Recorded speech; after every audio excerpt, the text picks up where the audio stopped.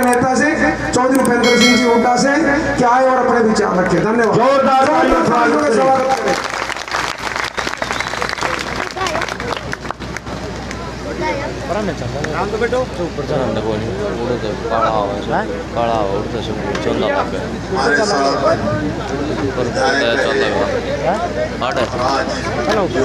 जिन्होंने आयोजन किया हमारे साथी प्रोफेसर राम भगत शर्मा जी, पूर्व विधायक, मेरे बुजुर्गों, नौजवान साथियों, मातृशक्ति, प्यारे बच्चों और पत्रकार बंधु, देखिए जैसा पहले भी बताया कि 8 तारीख को प्रोफेसर राम भगत जी ने कांग्रेस ज्वाइन करी और जब इन्होंने कांग्रेस ज्वाइन करी तो इन्होंने और कोई मांग नहीं रखी, एक ही मांग रखी थी कि मेरे गांव में आप आकर चाय पी के जाना।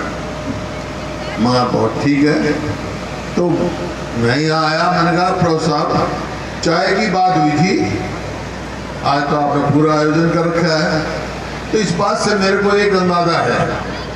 अभी कह रहे थे इस हल्के को अपना लो, मैं तो पूरे हरियाणा को अपनाऊंगा, मुझे हरियाणा मेरे को अपना रहा है तो मैं क्यों नहीं अपनाऊंगा। एक बात से साबित हो गई आज। अरे चाय के प्रोग्राम ये है तो रैली करूंगा उस दिन क्या होगा, बताओ क्या होगा, पूरे हरियाणा में इतिहास होगा। मैंने पता लग गया। और इस हल्के में तो भाई देखो वैसे तो सामाजिक आदमी हम, रिश्तेदारी भी है, भाईचारे भी है, बहुत है यहाँ। इस हल्के से बड़ा संबंध है हमारा नानों से। ऐसी बात नहीं, चाहे वो खांडे में हो और चाहे भाई पेटवाड़ में हो, बहुत सारे गांव में हमारी रिश्तेदारियाँ भी हैं, आना जाना भी है। जब मैं छोटा सा था आता जाता भी था इन गाँव में, तो कोई उसमें वो नहीं है। मैं तो एक बात कहने आया हूँ, भाई प्रोफेसर राम भगत ने कांग्रेस में आए हैं, इनका मैं स्वागत करता हूँ, पार्टी की तरफ से पूरे दिल से स्वागत करता हूँ। और जो आज परिस्थिति है, कल 15 अगस्त देश आजाद होने के बाद बहुत देश में विकास हुआ और हरियाणा बना 66 में। उस समय हमारा पिछड़ा हुआ प्रदेश था और ये सवाल था, जब इंदिरा जी ने बनाने का फैसला किया तो ये सवाल आया था कि आया आर्थिक तौर पर हरियाणा सरवाइव करेगा या नहीं करेगा, क्योंकि आर्थिक तौर पर बहुत कमजोर स्थिति थी। आज मेरे को इस बात का गर्व है, इस प्रदेश के किसान और मजदूर व्यापारी हर वर्ग की मेहनत से जो 2014 में उस समय हरियाणा पूरे देश में 1 नंबर था, प्रति व्यक्ति आय में, प्रति व्यक्ति निवेश में। तो ये सब आप लोगों की, किसान की, मजदूर की मेहनत है। अरे जो देश बाहर से अनाज मंगाता था, अमेरिका से गेहूं मंगाकर अपने देशवासियों का पेट पालता था, आज इस देश के किसान ने इतना मेहनत की है कि देश का ही नहीं विदेशों में अनाज जाता है। तो छोटी बात नहीं है। यहाँ चर्चा हुई कृषि बिल की। जब ये कृषि बिल लेके आए उस समय हमने सबने कहा था कि भाई ये किसान के हित में नहीं है, देश के हित में नहीं है ये कृषि बिल, ये वापस लिए जाएंगे। लेकिन जो आज हरियाणा में बैठे हैं, जो स्वार्थ की वजह से समर्थन किए हुए हैं, वो असेंबली में कह रहे थे कि ये कृषि बिल किसान के हित में है, फिर वापस क्यों लिए भाई? विधानसभा में ये सवाल आया था, तो हमने कहा तो क्योंकि ये आज हरियाणा में गठबंधन जो है वो जनहित का नहीं है, गठबंधन तो स्वार्थ का है, स्वयं सेवा के लिए है। नहीं तो आप चुनाव देखो, याद करो चुनाव में क्या कह रहे थे। एक तो कह रहे थे हम 75 पार जाएंगे, दूसरे कह रहे थे इनको यमुना पार कर दो। और जब चुनाव हो गए तो दोनों यार बन गए। देखो कमाल की बात है, जो लोगों की नहीं सोची भाई तुम क्या कह के वोट मांग के आए हो, क्या कर रहे हो? और उसका नतीजा ये हुआ कि आज हरियाणा जो नंबर 1 प्रदेश था पिछड़ रहा है, हर चीज में पिछड़ रहा है। आज ना किसान को भाव मिल रहा है, ना उसका मेहनताना मिल रहा है, ना गरीब आदमी को 100-100 गज के प्लॉट मिल रहे हैं, ना बुजुर्ग को पेंशन मिल रही है।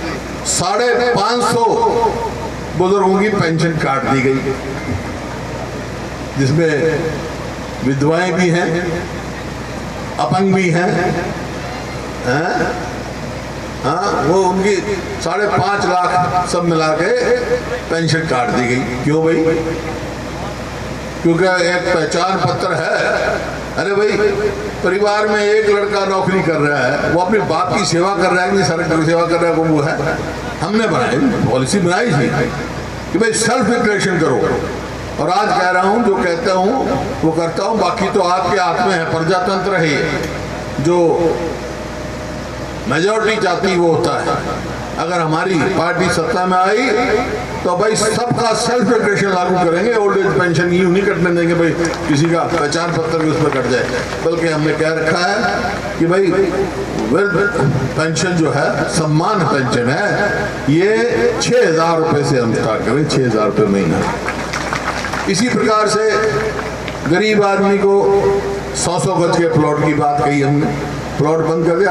अभी एक दिखा है यहाँ के मसूदपुर के ही मेरे दलित भाइयों ने कि 100-100 गज के प्लॉट तो मिल गए हमारे को, लेकिन ना वहाँ बिजली है, ना और कोई सुविधा है, ना पानी है। फिर क्या फायदा भाई उनका? जबकि ये तय था उनके लिए कि जहाँ 100-100 गज के प्लॉट कटेंगे वहाँ बिजली भी जाएगी, पानी भी मिलेगा। लेकिन इस सरकार ने आते ही सब बंद कर दिया। इसी प्रकार से खेल नीति हमने बनाई। एक बच्चा जैसे अभी आया वर्ल्ड में, वो लेकर खेल नीति बनाई हमने। भाई पदक लाओ पद पाओ, कितने ही हमने डीएसपी भर्ती करे। मैं अभी मैना गांव में गया था, वो लड़का गोल्ड मेडल लेके आया कॉमनवेल्थ में, अमित पंघाल गोल्ड मेडल लेके आया। तो गांव में बात हुई, माँ भाई देखो आज मैं विपक्ष में हूँ, मदद तो जो भी कहोगे हम करेंगे इसकी, लेकिन आज अगर हमारी सत्ता होती तो यहीं से इसको डीएसपी की मैं फीती लगा के भेजता, क्योंकि खिलाड़ी है वो। क्योंकि आप देख रहे हो पंजाब में, अपना पड़ोस प्रदेश में है, वहाँ की युवा पीढ़ी बर्बाद होती देखी मैंने, नशे में डूबती देखी। इसी वास्ते हम खेल नीति लेके आए थे कि हमारी युवा पीढ़ी हौसले से जाए, आगे बढ़े।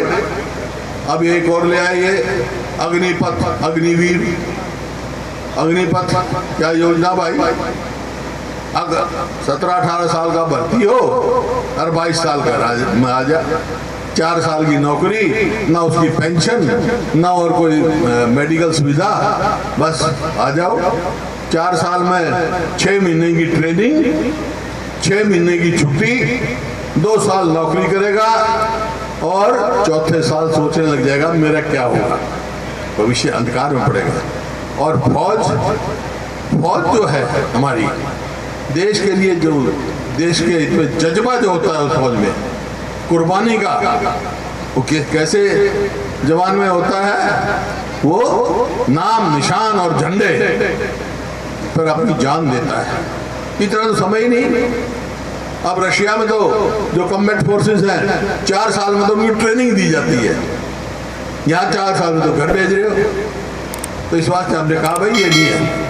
इससे क्या होगा कि कोरोना में जो हमारी 15 लाख फौज थी घट के आज 12 लाख हो गई, भर्ती नहीं हुई। और जो हमारे हरियाणा के हजारों लड़के भर्ती होते थे कोई हुए नहीं। अब क्या होगा, आहिस्ता आहिस्ता फौज घट जाएगी।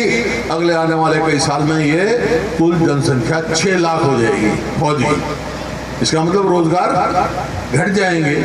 चीन हमारे सिर पे बैठा है, पाकिस्तान हमारे सिर पे बैठा है, हमारी फौज का मनोबल कमजोर नहीं होने देना। इस वास्ते ये हमारे हित में नहीं, लेकिन लागू कर दी। आएगा समय ये भी वापस होगी, जिस तरह कृषि कानून वापस हो गए ये भी होगी, आने दो। आपने फिल्म देखा 2005 में आप लोगों ने मेरे को मौका दिया सेवा करने का। उस दिन क्या हालात थे, ऐसे ही हालात थे जो आज कानून व्यवस्था नाम की चीज नहीं थी। फांसी में ही हुए कत्ल हुआ करते, याद है आपको? अभी 4 कत्ल 2 दिन में हो गए। कानून व्यवस्था नाम की चीज नहीं रही। और हमने बनते ये कह दिया था बदमाशों को, या तो हरियाणा छोड़ जा, मुख्य धारा में आ जाओ, नहीं तो भाई हरियाणा छोड़ जाओ। और छोड़ गए थे कि नहीं छोड़ गए थे? 10 साल कितनी कानून व्यवस्था बनी रही। अब कानून व्यवस्था नाम की कोई चीज नहीं। बेरोजगारी में हरियाणा नंबर 1 हो गया, महंगाई में नंबर 1 हो गया, और जिसका हक है उसको मिल नहीं रहा। तो ये परिस्थिति बदलनी है। मैं तो भाई इस चलो पंडित जी ने आया तो चाय के बहाने था, आप लोगों के मुलाकात होगी, दर्शन हो गए। एक बात कहने आया हूँ मैं, तो आप कहोगे तो काम शुरू करूँगा, क्योंकि भाई प्रजातंत्र है, जनशक्ति है तो हमारे में शक्ति है, और जन्म शक्ति नहीं है हमारे में तो कुछ शक्ति नहीं।